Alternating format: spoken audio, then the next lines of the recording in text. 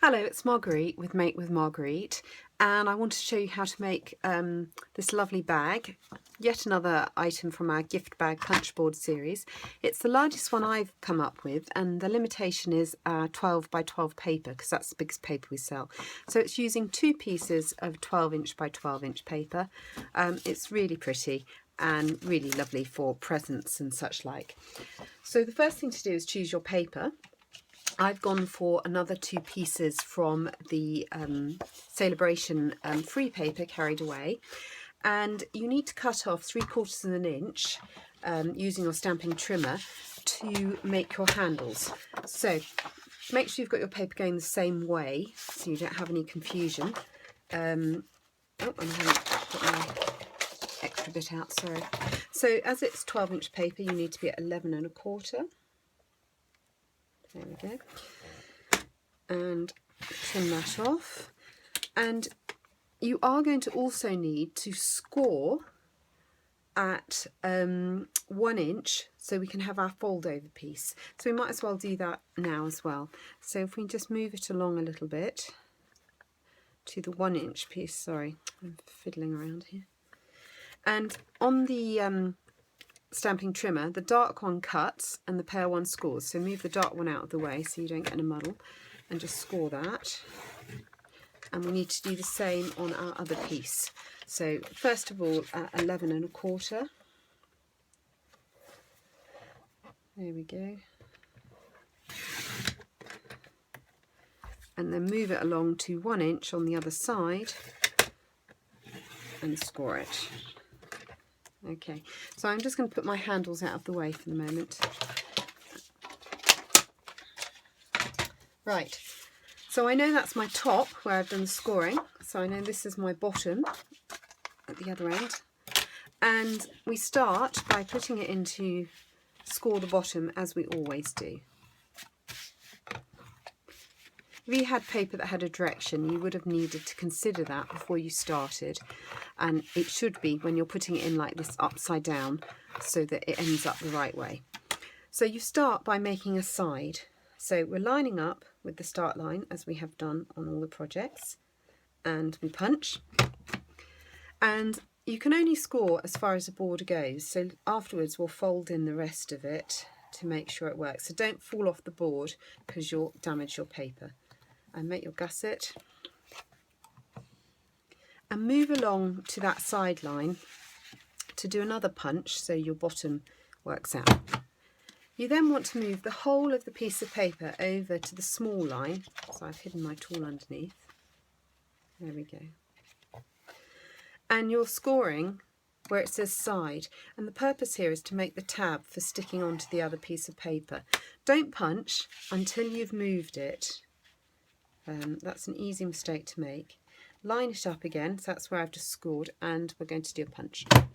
Okay, so that's the bottom piece, that's the side piece. We don't need this piece here. And I've hidden my scissors under another bit of paper.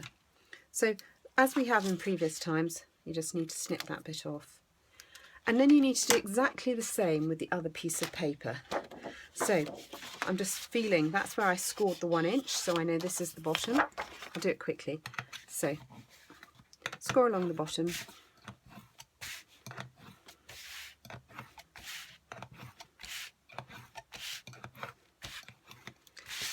Make a side. Punch. Score the side. Score the gusset. Move it along to that score line and punch. Move along to the small line. Make the small tab for sticking. Move it along to just make the nice pattern. Sorry, I'm going to put my head in the way. And cut off the bit you don't need. Really, that is as hard as it gets. So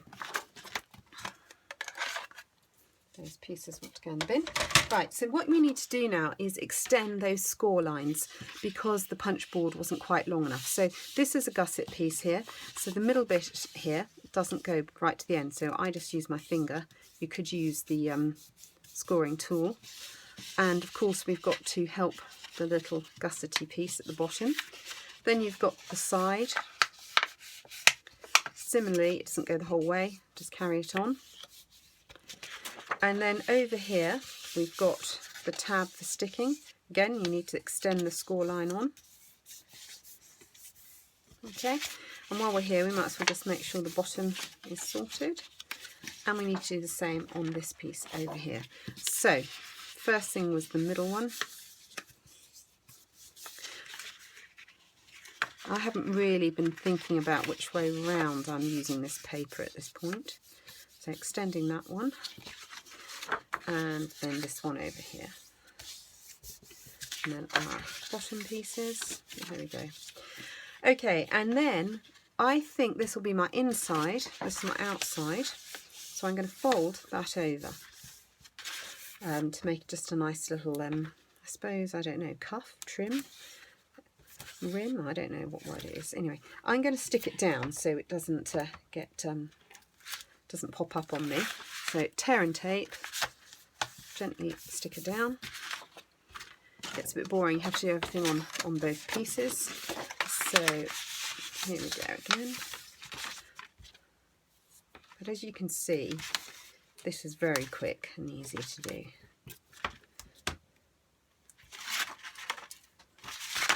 I've got a little bin off camera, well at least I hope it's off camera. So you need to put tape down your side here. You could use fast fuse if that's your preference. And we're going to stick it, I think, to the other piece. So this isn't our normal lining up technique, it's just, I'm just looking to see where the score line is so it's nice and tidy. There we go. Stick down there. Oops, I caught that piece. And then you've got the same thing to do for the other side to make the bag join up. Take off your backing.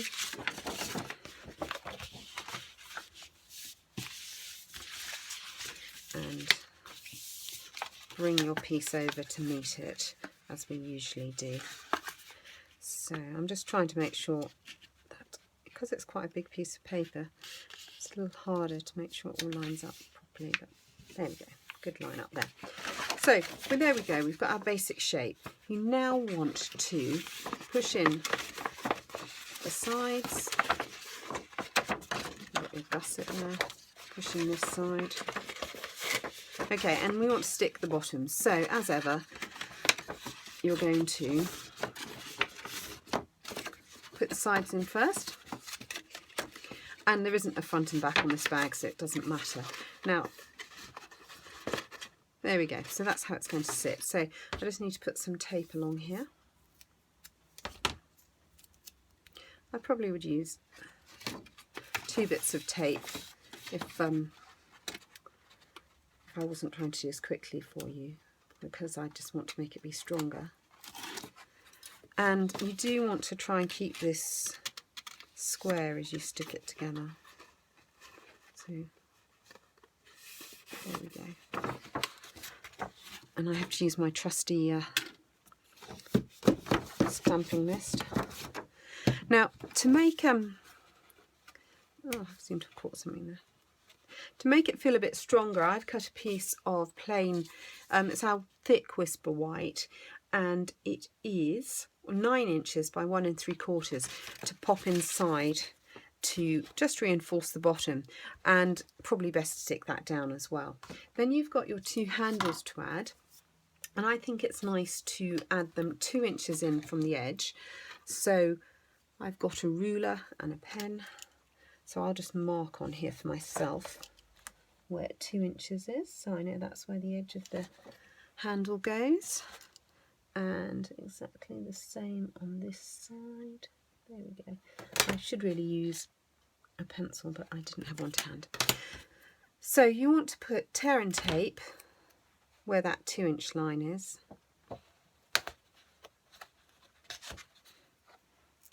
And another piece definitely, so it's strong enough. Take the backing off. Oops. Never wants to come off when you're doing it in front of people. And you need to decide which side you want to use of the paper. So I'm bringing in my pieces we cut off earlier. So I think I'm going to do it this way around. Stick it on there. And I need to put tape on this end. My little mark is getting covered up, so even though I was very naughty and used pen, no one's going to see it. Obviously you should probably use pencil, shouldn't you? I'm a bit of a to whatever's to hand person. Okay, and then you're going to just bend it round to meet the other side. There we go. And then we need to do the other handle, which is on this side. And if you're lazy like me, you can just see where it goes from the other side. You don't need to mark it again.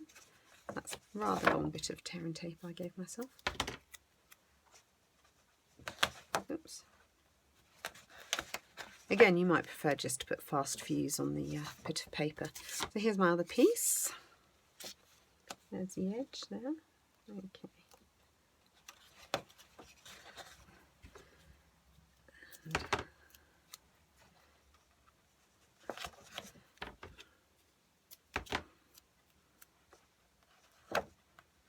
Oopsie.